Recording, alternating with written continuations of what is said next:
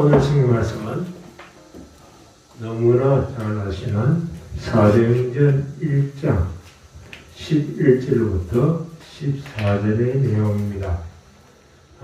사도행전 1장 8절은 우리가 다 외우고 있을 줄 압니다. 그 다음의 내용을 우리가 살펴보고자 합니다. 별로 길지 않기 때문에 다 같이 일어나셔서 1장 11절부터 14절까지 같이 봉독하겠습니다. 게르네 갈릴리 사람들아 어찌하여 서서 하늘을 쳐다보느냐. 너희 가운데서 하늘로 올리신 이 예수는 하늘로 가심을 본 그대로 오시리라. 제자들이 감람산권이라 하는 산으로부터 예루살렘에 돌아오니 이 산은 예루살렘에서 가까워 안식일에 가기 알맞은 길이라. 들어가 그들이 요한은 다락방으로 올라가니 베드로, 요한, 야고보, 안드레와 빌립, 도마와 바돌로메, 마테와 및 알페오의 아들 야고보, 셀로신 시몬, 야고보의 아들 유다가 다 거기서 여자들과 예수의 어머니 마리아와 예수의 아우들과 더불어 마음을 같이하여 오로지 기도에 힘쓰니라. 아멘. 오늘은 제자들의 기도라고 이야기는 했지만 사실은 성도들의 기도라고 표현하는 것이 더 나을 겁니다. 지금 마가다락방에 120명의 문도들이 그 정도의 성도들이 모여서 기도하고 있는 장면에 대한 이야기입니다. 예수님께서 부활하신 다음에 40일 동안을 제자들하고 함께 다니시지는 않았지만 종종 나타나셨습니다. 고린도전서 15장 말씀을 제외한다면 11번 정도 나타난 것으로 보고 있습니다. 그런데 40일 동안 11번 해봐야 결국은 첫날은 3번이나 나타나셨으니까 아마 한 3, 4일에 한 번쯤 제자들하고 교제하신 것으로 봅니다. 그런데 그 교제 속에서 제자들은 변화가 일어납니다. 이게 중요합니다. 지금까지 문을 잠그고 두려워하며 그냥 꼼짝하지 않던 자들이 드디어 우리도 모여서 뭘 한번 해보자. 우리도 이제 예수님이 성천하는 거 보았으니까 예수님이 부탁하신 것을 우리도 실천하자 하는 그 모임의 현상이 일어나기 시작했습니다. 먼저 예수님의 성천을 본 제자들의 행위입니다. 그들은 예수님의 말씀을 예수님이 십자가에 죽으실 때하고는 다르게 반응합니다. 예수님이 십자가에 돌아가셨을 때는 예수님이 하신 말씀을 실천하는 것이 아니라 숨어버리고 그들이 아무것도 할 수 없다고 포기하고 있었습니다. 그런데 이번에는 예수님이 하신 말씀을 기억하고 모이기 시작했다는 것입니다. 먼저 예수님의 말씀이 뭐였는지 한번 확인합니다. 1장 8절입니다. 오직 성령이 너희에게 임하시면 너희가 권능을 받고 예루살렘과 온 유대와 사마리아와 땅끝까지 이르러 내 증인이 되리라 하시니라 라고 했습니다. 부활하신 것에 대해서 예수님께서 부활할 것에 대해서 정말 여러 번 말했습니다. 마태복음 22장부터 시작해서 요한복음 20장 2절까지 꾸준히 말씀했습니다. 그런데 예수님의 부활을 기억하는 사람은 누구들인가요? 제자들이 아닙니다. 예수 믿는 사람들 아니었어요. 예수 믿지 않는 자들이에요. 그래서 예수가 부활할까 싶어서 그들이 모여서 예수님의 무덤을 단단히 지키게 한 사람들입니다. 참 아이러니합니다. 예수님의 말씀을 지킨 자, 믿은 자, 예수님의 말씀을 알고 실행한 자는 적 그리스도들이라는 사실입니다. 지금도 마찬가지입니다. 하나님의 능력을 사탄은 더 잘 압니다. 그래서 교회를 핍박해야 하는 것이 당연하다고 보는 겁니다. 예수께서 부활하신 후에는 예수님을 자주 만날 수는 없었습니다. 하지만은 이제 예수께서 부활 승천하시면서 다 한자리에 모이게 됩니다. 특별히 감람산에서 예수님의 승천의 모습은 그들에게 강한 인상을 남겼습니다. 물론 승천하기 직전에 제자들이 또 묻습니다. 우리 이스라엘의 회복은 언제입니까? 그렇게 하니까 예수님은 1장 7절에서 때와 시기는 아버지께서 자기의 권한에 두셨으니 너희 알 바가 아니다. 지금 우리도 똑같습니다. 독립하고 우리가 자립하는 것이 더 중요한 걸로 생각합니다. 그래서 국가에 대해서 항의도 하고 무슨 이렇게까지 하느냐 그럽니다. 이번에도 공문이 왔는데 지금 4차 유행이 도대체 줄어들지 않으니까 또 교회에서 이번에 또 한 교회가 감염됐다고 발표하니까 당장 교회에 대해서 아주 그야말로 암행조사를 해야 된다. 그런 이야기들로 해서 우리도 지금 긴장을 합니다. 뿐만 아니라 또 이제는 각 교회들에게 100만 원씩 줄 테니까 재정 손실을 보전하라. 그 재정 손실이 중요한 게 아니죠. 성도들의 신앙 손실이 생긴 겁니다. 이런 것들이 정말 우리에게는 다시 한 번 더 생각하게 하는 부분들입니다.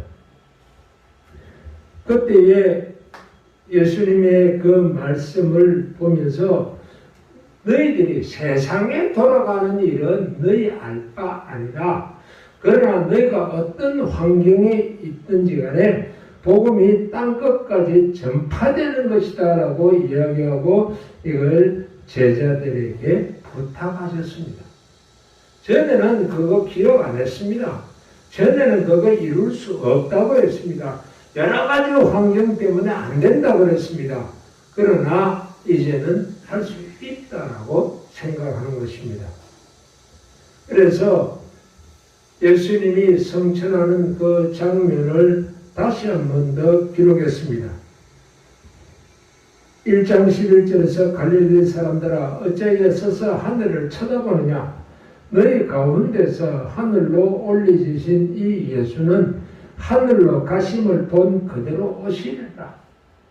이제는 전에는 이거 언제 오실지 모르지만은 그건 뭐 지금 비현실적이고 어떻고 그렇게 이야기할 수 있을 겁니다. 그런데 그거 아니에요. 이제는 믿어요. 이제는 믿어요. 중요한 것은 사단이 믿는 건 아무 필요 없습니다.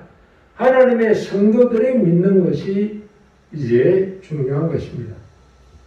예수님은 이 땅에서 성천하고 없어졌지만 이제는 사도들이 숨지 않습니다. 물론 사도들만 숨지 않았습니까? 아니요. 예수님을 따르던 모든 형제 자매들이 숨지 않았습니다. 도리어 형제 자매들과 동지들이 한 곳으로 모입니다. 예수를 죽인 자들이 덕실거리는 예루살렘으로 모입니다. 한순간 그냥 군사를 풀어서 잡으라 하면 다 잡히는 곳입니다. 예루살렘의 안식일이 가까워서 안식일에 가기 알맞은 길이라고 그랬습니다. 일반적으로 에룹이라고 합니다. 1에룹은 1.1km 정도입니다. 그런데 어떤 학자는 이 알맞은 길이 3km라고도 이야기합니다. 어쨌든 중요한 것은 지금 체포될 수 있는 곳입니다. 그곳에 이제 모였습니다. 전에는 체포되지 않으려고 숨었습니다. 아니요, 이제는 모였습니다. 마가다락방에 모인 자들 한번 보겠습니다. 1장 13절입니다. 같이 보겠습니다. 들어가 그들이 유하는 다락방으로 올라가니 베드로, 요한, 야고보, 안드레와 빌립, 도마와 바돌로메, 마테오와 및 알페오의 아들 야고보, 셀롯인 시몬, 야고보의 아들 유다가 다 거기 있어. 정말 예수님이 잡혔을 때에 함께 모이기를 힘들었지만 다 모였고, 제자들이 오기 전에, 사도들이 오기 전에 이미 예수님을 따르던 자들이 모여 있습니다. 최소한 200명가량은 보고 있습니다. 그러면 이렇게 모인 자들이 있었다. 예수님의 성천을 본 자들이 모였고, 이들이 왜 모였는가? 이는 부활 이후에 예수님께서 하신 말씀을 이루기 위함입니다. 땅끝까지 이르러 내 증인이 되라라고 자꾸만 생각합니다. 아니요. 땅끝까지 이르러 증인이 내가 되는 법은 없습니다. 하나님의 능력으로 되어져야 합니다. 그때는 무엇도 나에게 장애물이 되지 않습니다. 그들은 사도들에게 부탁하신 예수님의 말씀이라고 우리는 기억하고 있습니다. 하지만 다시 가만히 보면 사도들에게만 말씀하신 것이 아닙니다. 함께 있는 모든 자들이 이것을 들었을 것이라고 생각합니다. 오늘 이거 본문의 1장 14절 보면 이러한 제자들은 물론이고 기도에 열심을 낸 자들이 있는데 여자들과 예수의 어머니 마리아와 예수의 아우들로 더불어 마음을 같이하여 오로지 기도에 힘쓰더라. 무슨 제목으로 기도했을까 그런 것입니다. 여기에 어떤 사람은 120명, 200명 그 이야기를 하는데 고린도전서 15장 6절에 보면 500명의 형제가 예수님의 성천 과정을 보았다 그랬거든요. 이들 중에 지금 일부가 참석합니다.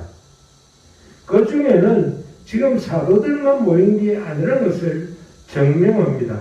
여자들과 그 다음에 예수의 어머니와 아우들과 힘썼다 그랬는데 아니요.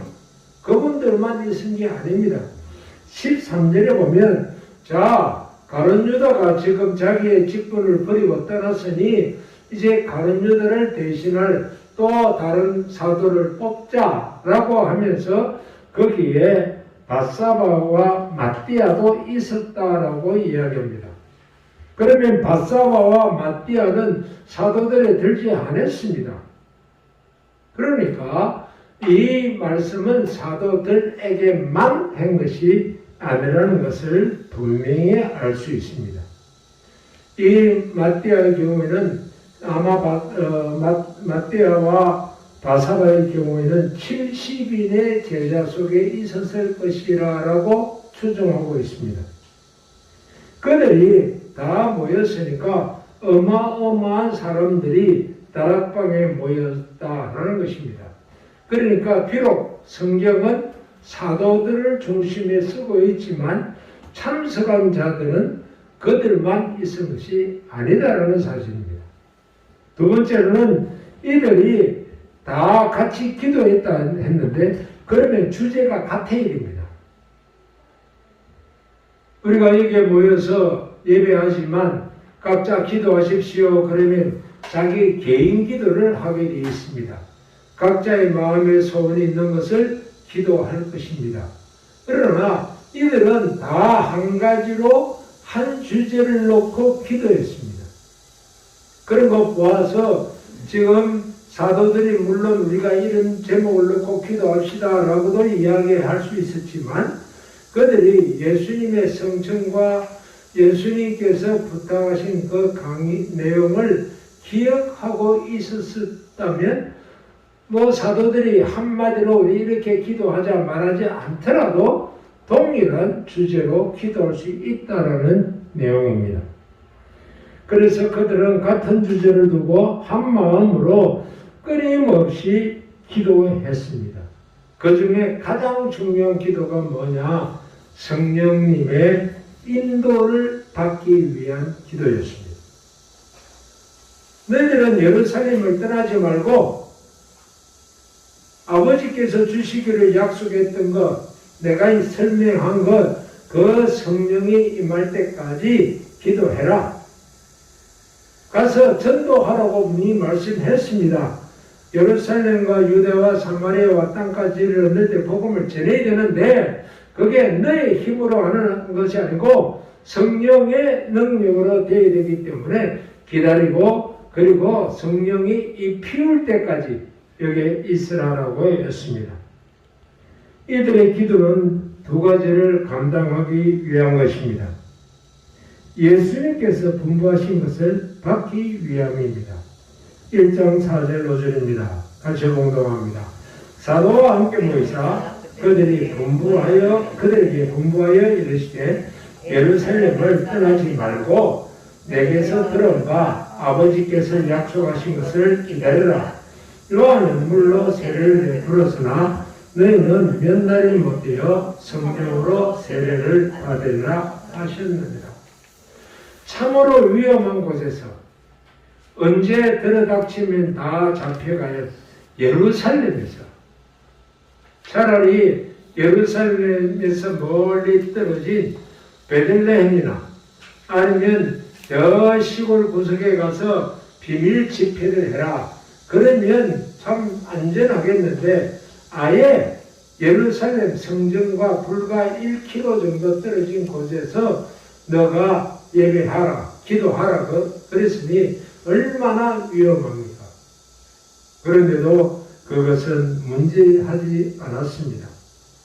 13절에 보면 저희 유하던 곳 이렇습니다. 저희들이 유하는 곳. 무슨 말이죠? 평상시에 보이던 곳이라는 거죠. 참 고마운 것은 아마 이 마가의 다락방이라고 보는데 마가라는 성도가 이거는 우리가 말하는 사도 마가가 아닙니다. 이 마가라는 성도가 다락방, 말은 다락방입니다만은 지금 우리 이 정도 이보다 큰 사이즈입니다. 이거 한 변화되는 큰 사이즈입니다. 집이 거기에는 2층 집이 있는데 2층에 이렇게 큰 사이즈를 만들어 놓았습니다. 이유는 더운 지방이기 때문에 바람이 잘 통하도록 되어 있습니다. 그러니 거기서 기도하고 뭐 통성으로 기도하고 하면 뭐 바깥으로 들리는 건 아무것도 아닙니다. 그런데 이곳을 내어놨어요. 이곳을 뭘 위해 내놨습니까? 예배와 집회의 장소로 내어놓았습니다. 그곳에서 그들은 기도하기 시작합니다. 예수님께서 약속하신 것, 우리 하나님께서 약속하신 것, 성령의 강림을 위해서 어떻게 강림하는지도 몰라요. 지금은 사도행전 2장 때문에 성령이 어떻게 임하시는구나 그렇게 알겠지만 그때는 어떻게 임하는지 전혀 예상 밖입니다. 알 수 없습니다. 그런데도 기도하라 하니까 뭐라고 했었는지는 모르지만 아버지 약속하신 것 주세요. 아버지 약속하신 성령 주세요. 성령이 강림하세요. 그렇게 아마 기도했을 것입니다. 예수님은 기다리라고 했으니 너가 몇 날 며칠이 못되어 받으려고 했지만 얼마나 오래 걸릴지는 모릅니다. 그런데 실망하지 않으려고 계속해서 기도했습니다. 예수님께서 실질적으로 3년간 공생에 사시면서 제자들에게 강력하게 부탁한 것은 세 가지라는 걸 잘 압니다. 복음 전해라. 그건 우리 힘으로 하는 건가? 그리고 사도들이 열심으로 전해봤습니다만은 그러나 성령께서 함께하지 않을 때는 아무 효과가 없었습니다. 복음을 가르쳐라. 사도들은 열심히 가르쳤습니다. 그러나 그것도 이제 힘이 떨어졌습니다. 숨어버렸습니다. 세 번째는 가르쳐가지고 제자를 삼아라. 적어도 너 제자가 있느냐 말이야. 내 평생의 신앙생활하면서 내 제자가 있다라고 말할 수 있느냐. 이러한 신앙생활을 해왔느냐라고 묻습니다. 또 그렇게 하라고 했습니다. 그런데 이 세 가지는 절대로 너 힘으로 되는 것 같지만 안 된다라고 하는 거예요. 그 무슨 힘으로 가능합니까? 성령의 역사하심으로 가능하다는 것입니다. 이것은 우리에게 가르치는 바가 큽니다. 우리는 신앙을 위해서 열심히 노력합니다. 정말로 많은 노력이 있었습니다. 그러나 환난과 핍박과 코로나19와 같은 이런 어려움이 생기면 당장 몸을 숨겨버립니다.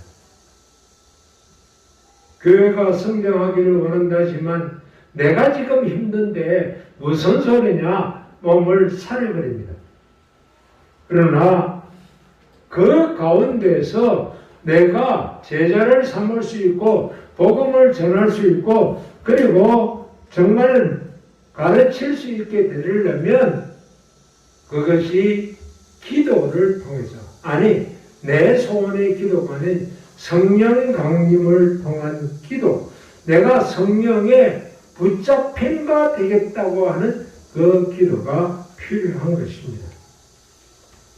다락방에 모인 120년 무도들이 예수님의 하신 말씀을 기억하고 그리고 예수님이 하신 말씀이 분명히 복음을 전하고 제자 삼고 그리고 가르칠 것을 요구했지만 그보다 우선하는 게 기도였다는 것을 알고 있습니다. 다니엘도 하나님의 지시를 받아서 포로된 상태에서도 열심으로 살았습니다. 다니엘은 참 특이한 사람입니다. 포로 생활 70년을 다 경험한 사람입니다. 다른 포로들은 한 20년, 30년 후에 다 죽었습니다. 그러나 다니엘만큼은 포로 생활이 끝나고 고레스 왕의 해방에 있는 것까지 다 경험한 사람입니다. 이제 해방의 기간이 다가왔다고 생각했습니다. 하나님이 알아서 해줄 거야. 약속했잖아. 70년이 지나면 우리가 해방될 거라고 했잖아. 그렇지만 그렇지 않다는 것을 깨달은 사실을 봅니다. 다니엘서 10장 12절부터 14절에 보면 다니엘이 무릎 꿇고 기도합니다. 하나님 약속하지 않았습니까? 70년이 지나면 이스라엘을 풀어줄 것이라고 약속하지 않았습니까? 그러니 나는 가만히 있으면 되죠. 아니야. 이제 너 이를 위해서 기도해야 된다. 그래서 무릎 꿇고 기도합니다. 한번 같이 보겠습니다. 그가 내게 이르되 다니엘아 두려워하지 말라. 내가 깨달으려고 하여 내 하나님 앞에 스스로 겸비하게 하기로 결심하던 첫날부터 내 말이 응답받았으므로 내가 내 말로 말미암아 왔느니라. 그런데 바사 왕국의 군주가 21일 동안 나를 막았으므로 내가 거기 바사 왕국의 왕들과 함께 머물러 있더니 가장 높은 군주인 하나인 미가엘이 와서 나를 도와주므로 이제 내가 마지막 날에 내 백성이 당할 일을 내게 깨닫게 하려 하노라. 이는 이 완성이 오랜 후의 일입니다 하더라. 하나님이 약속을 하셨다고 다 되는 게 아닙니다. 그 약속을 받을 준비가 되어 있는 사람에게 만나는 거예요. 그 약속을 믿고 기도하는 사람에게 된다는 거예요. 분명히 하나님께서 이 코로나 전국도 해결해 나가실 겁니다. 그러나 한국교회가 여기에 대하여 정말로 하나님의 역사가 이럴 때에 일어나기를 원하면 되는 것 뿐입니다. 믿음을 가져야 한다는 것을 분명하게 이야기합니다. 예수님께서 공생애를 시작하실 때도 40일간 금식 기도하시고 공생애를 시작하셨습니다. 예수님인데 그냥 하면 안 되나요? 하나님의 아들인데 그냥 하면 안 되나요? 아니요. 예수님조차도 맡은 일을 감당하기 위해서는 기도가 필요했는데 하물며 우리에게 이겠느냐는 겁니다. 그러므로 중요한 것은 환난을 당한다 할지라도 중요한 것은 하나님의 약속을 붙잡을 수 있는 믿음의 기도를 하자는 겁니다. 그리고 두 번째로는 이 사람들은 드디어 하나님의 뜻이 무엇인가를 깨닫기 시작합니다. 기도할 때만 성경 본문이 확실하게 드러납니다. 나는 학자야. 나는 머리가 얼마나 좋은 줄 알아? 나 성경 다 알아. 그렇게 말한다면 교만의 극치를 달리고 있습니다. 성경을 달달달 외우고 있는 유대인 랍비들을 할지라도 성경 모릅니다. 우리는 씨 뿌리는 비유, 그거 참 대단하다. 나는 안다라고 말할지 모르지만 씨 뿌리는 비유가 기도하지 않는데 알아진다고요? 그건 불가능합니다. 시식적으로 그런 거구나는 생각할 수 있습니다. 베드로는 왜 가룟 유다가 죽었을까? 기도하면서 그 이유를 깨닫게 됩니다. 봉사와 사도의 직무를 대신할 자인지를 보이시옵소서. 유다는 이 직무를 버리고 제 곳으로 갔나이다. 시편의 내용을 드디어 깨닫게 된 것입니다. 120명이 모여서 성령 주옵소서, 약속하신 성령 주옵소서라고 하고 있을 때에 하나님은 베드로를 통해서 그보다 먼저 해야 할 일을 깨닫게 해 주신 것입니다. 우리는 전도하고 싶습니다. 우리는 복음을 가르치고 싶습니다. 내가 제자를 삼을 수 있기를 원합니다. 그런데 기도하면 될 줄 알았더니 그보다 먼저 행할 것을 깨닫게 해 주시더라고 말입니다. 사도의 직무를 버렸다라고 그랬습니다. 여기에 봉사와 사도의 직무, 이 봉사란 말은 당시에 천대받는 직분이었습니다. 봉사라는 것은 천대받는 직분. 우리 한국 간호사들이 독일 갔을 때에 한국 간호사들은 말을 할 수 없었고 독일어를 알지 못하기 때문에 한국 간호사에게 맡긴 일이 뭡니까? 천대받는 일을 시켰습니다. 시체 닦는 일. 이스라엘 백성들이 애굽에 포로로 되어 있을 때에 이스라엘 백성들에게 맡긴 일이 뭡니까? 예수 믿는 자들을 붙잡아서 그들에게 맡긴 일이 역시 시체 닦는 일이었습니다. 성경에 나오는 것을 보면 또 하나는 노동자, 노동계급자, 노예 계급으로 살게 했다는 것을 알고 있습니다. 그런데 그 직무가 중요했다는 거예요. 대접받는 직무가 아니고 정말로 비록 사도라고 이야기하지만 실상은 봉사직입니다.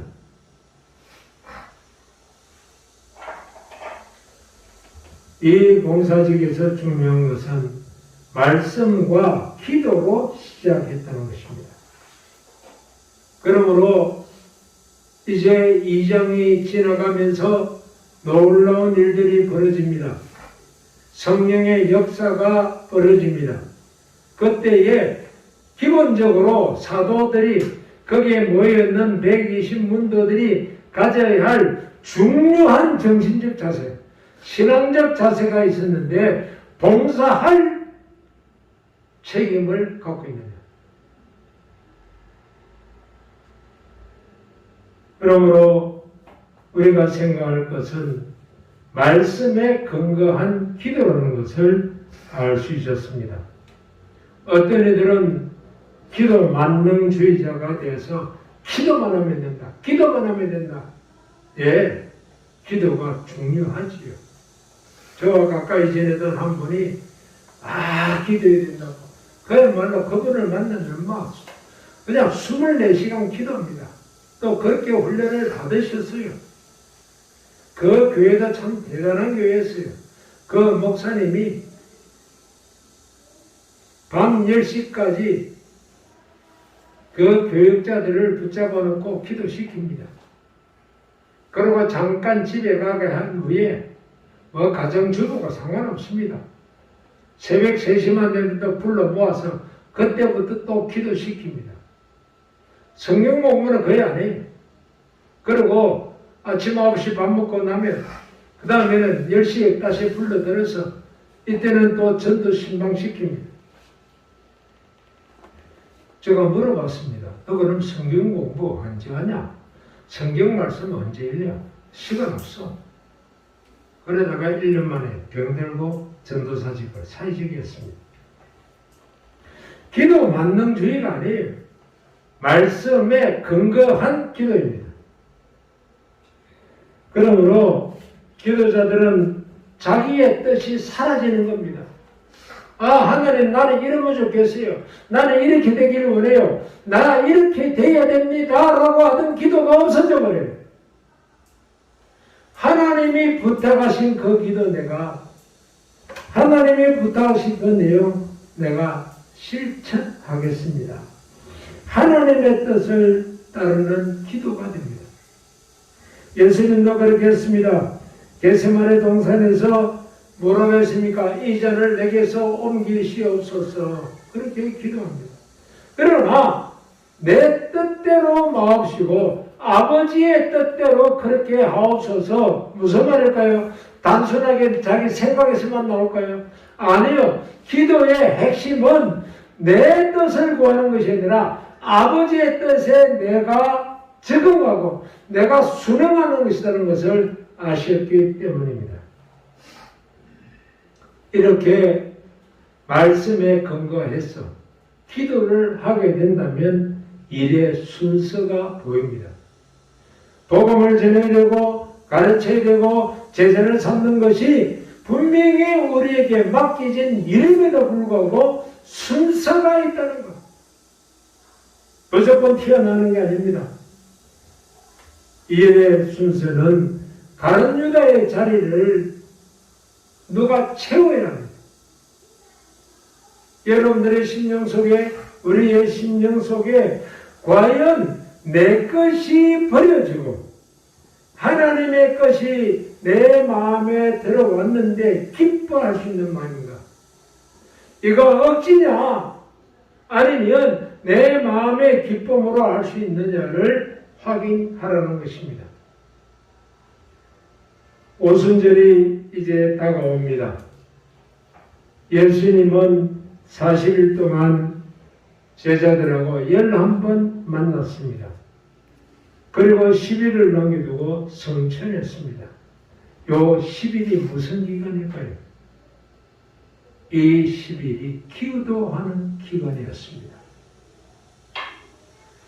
40일 동안 예수님의 말씀을 재확인하고 그 말씀에 근거해서 이제 10일 동안 마가의 다락방에서 기도했다는 것입니다. 우리는 소원이, 우리의 소원이 있고 예수님의 소원이 있습니다. 이것이 부딪힐 수 있습니다. 그것이 우선순위가 결정나야 될 때가 있습니다. 예수님의 소원이 어떤 소원보다 우선되어야 합니다. 말씀으로 우리가 확인해야 되고, 그리고 마가의 다락방에서 예수님의 요구한 대로 기도하는 그것이 있어야 합니다. 요즘은 감사하기도 하나님 내가 이를 어쩌면 좋겠습니까? 참 하나님께 죄송한 마음으로 계속해서 새벽 기도회를 그냥 인도했습니다. 근 2년 가까이 제 아내하고 둘이서만 기도했습니다. 그런데 최근 한 4개월 전부터 한 사람이 나오기 시작했습니다. 외부 인사가 나옵니다. 그래서 외부에서 나오는 청년하고 또 기도회를 합니다. 그 청년은 뭘 하는지는 몰라요. 부담 주기 싫어서 어디 청년이냐 뭐 하느냐 묻지도 않습니다. 그냥 나와서 착실하게 새벽기도 같이 하자. 그 정도만 이야기했습니다. 그런데 또 어느 날부터 또 한 청년이 나옵니다. 그러더니 이제는 또 두 가정이 나오기 시작해서 지금은 6명이 새벽 기도회를 합니다. 아내하고 둘을 할 때하고는 재미가 있죠. 하나님 우리에게 은혜를 베풀어 주기 시작하신 모양이구나. 기도 없는데 어떤 은혜가 임하는가? 그건 없습니다. 그건 불가능합니다. 내 개인은 개인의 기도가 있지만 교회는 교회의 기도가 있는 거죠. 그래서 하나님 감사합니다. 이 불꽃이 꺼지지 않기를 원할 뿐입니다. 라고 기도하면서 계속해서 이 성경 말씀을 읽으면서 느끼는 게 있습니다. 그래.